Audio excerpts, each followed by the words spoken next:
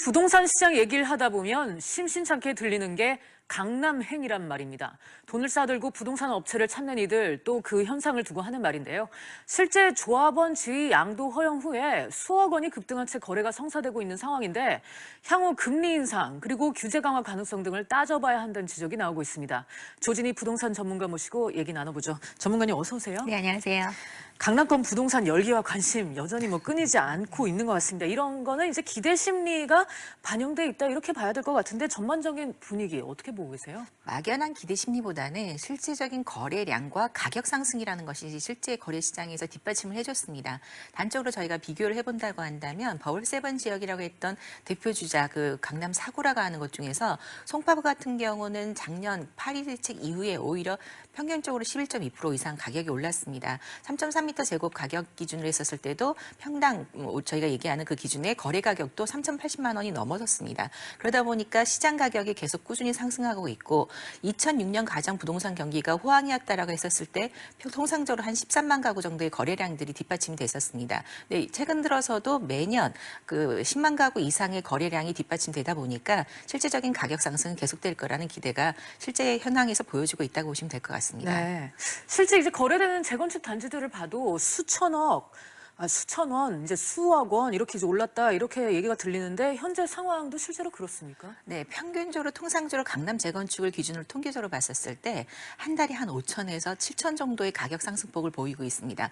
신반포 그 11단지 같은 경우도 76.4m 전용 지구를 기준으로 했었을 때도 작년 7월 이제 파리 대책 바로 시점이 한 12억 9천 선에 거래가 됐었던 것들이 최근 들어서 17억 이상 가격이 거래가 형성되고 있습니다. 그러다 보니까 매월 심한 단지는 1억씩 올랐다라는 시장의 분위기까지도 반영되고 있다고 보시면 될 것 같습니다. 네. 일각에서는 이제 매입 관련 문의가 줄었다, 매매 거래가 끊겼다, 이런 얘기도 나오는데 정확히는 이제 매물이 실종됐다 이렇게 보는 게 맞겠네요. 네, 최근 들어서 어떤 각종 규제라든가 생각보다 기대액이 많지 않다. 그래서 조금 더 관망세를 가져가자 이런 얘기들이 나오기 시작하면서 주춤해졌다라는 반응과 달리 실제적으로 거래 시장에서의 부동산 업체들을 이제 대상으로 상담을 하다 보면 거래 물건을 하고 싶어도 매도자 측에서 물건을 내놓지 않아서 오히려 거래가 실종되고 있는 상황이다라는 의견들이 더 많이 나오고 있다고 보시면 될 것 같습니다. 네. 그런데 이제 한 가지 궁금한 게 초과이익 환수 부담금 이제 수억 원에 달할 것이다 이런 정부의 예고가 있었잖아요. 네, 그런데 맞습니다. 그럼에도 불구하고 이렇게 거래가 끊이지 않는 거는 어떤 이유일까요? 우선은 이번에 이제 각종 그 어떤 정부의 규제가 나왔을 때 상대적으로 시장에서의 반사 이득이라든가 가격 상승들이 있다 보니까 어떤 규제가 있었을 때 또 규제가 해제되는 것들에 대한 기대치도 큽니다. 근데 무엇보다도 초과이익 환수제를 산정하는 기준이라는 것이 추진위가 구성돼서 이제 준공심사에서 입주 때까지의 어떤 가격 상승폭을 놓고 보는데 그 중에서 이제 제외되는 것들이 평균적인 집값 상승률도 제외가 되는 부분도 있고 실제 시공비라든가 조합이 분담해야 되는 분담금 자체도 실제적으로 마이너스가 되는 부분들이 있습니다. 그렇게 되게 됐을 때 이번에 국토부에서 예상했던 어떤 규제에 대해서 실제적으로 부과되는 금액들은 현실적으로는 더 줄어들 것이라는 시장의 기대 심리도 같이 반영되고 있다고 보시면 될 것 같습니다. 네. 한편 이제 같은 강남권 재건축 단지라도 분위기가 좀 사뭇 다른 곳이 있잖아요. 예, 맞습니다.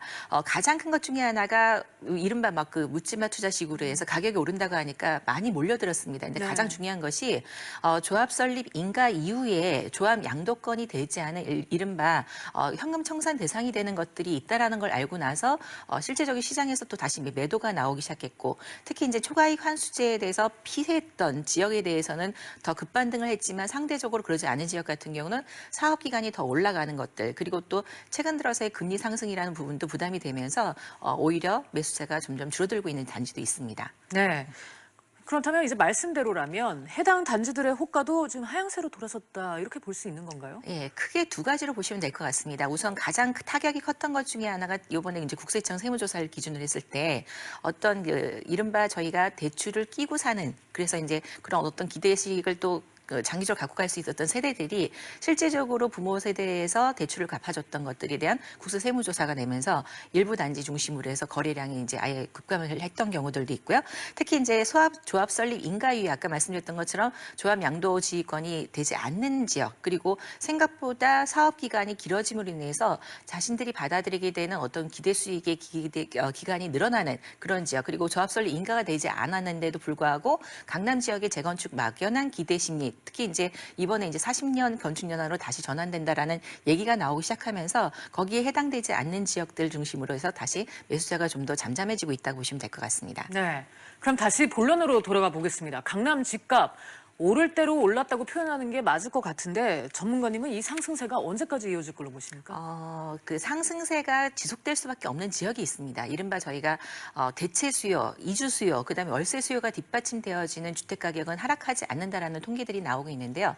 단적인 예로 잠시를 놓고 보더라도 이미 초과이익 환수제 대상이 되지 않아서 막대한 그 초과이익 환수제를 부담을 할 수 있는데도 불구하고 오히려 강동 지역이 그 재건축 초과이익 환수가 벗어났습니다. 그런데도 두 지역 중에서 송파구의 가격이 오르는 이유 중에 하나는 그만큼 대기 수요가 많아서 월세를 전환해가지고 그만큼의 수요를 또 대체할 수 있다는 것과 나머지 강남 지역의 재건축으로 인해서 또 이주 수요가 발생이 되고 있습니다. 그러다 보니까 수요가 계속 기대가 되는 것들이 계속 꾸준하게 가격 상승을 유도하고 있다 보니까 이에 대한 시장의 실거래가, 그다음에 실제 기대 심리가 아니라 실제 현황들에 의해서 계속 가격이 오를 수밖에 없습니다. 그렇기 때문에 앞으로도 가격이 하락하기보다는 꾸준한 상승세를 이루지 않겠느냐 그렇게 보라보고 있습니다. 그렇군요. 결국 이제 투자를 고려한다면 신중한 접근, 언제나 그렇듯 네. 신중한 접근이 필요하겠죠. 예, 맞습니다.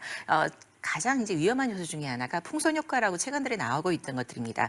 예를 들어서 지금 이제 초과이익 환수제 대상제에서 넘어갔던 단지들이 생각보다 많지가 않습니다. 근데 그러다 보니까 오히려 재건축은 돈이 된다고 해서 너무 시간적으로 10년, 20년 기다려야 되는 단지까지도 계속 묻지마 투자식으로 사고 있고요. 특히 이제 강북 지역 일부 지역 같은 경우는 조합의 동의가 늦어져서 계속 사업이 진행되고 있는 단지들이 있는데도 불구하고 거기까지 계속 가격 상승세를 유도하면서 투자 세력들이 계속 몰리고 있는 추세. 입니다. 그래서 신중해져야 된다라는 그 기준치가 되는 것들이 정부의 규제 대책 외에도 통상적으로 물리적인 시간과 그리고 최근 들어서의 어떤 금리 상승이라는 부분에도 좀 더 민감하게 반응을 보이고 있는 만큼 좀 더 신중하게 거래 선택을 하셔야 되지 않을까 싶습니다. 알겠습니다. 네. 오늘은 조진희 부동산 전문가와 함께 강남권 부동산 시장 관련해서 얘기 나눠봤습니다. 오늘 말씀 감사합니다. 네, 감사합니다.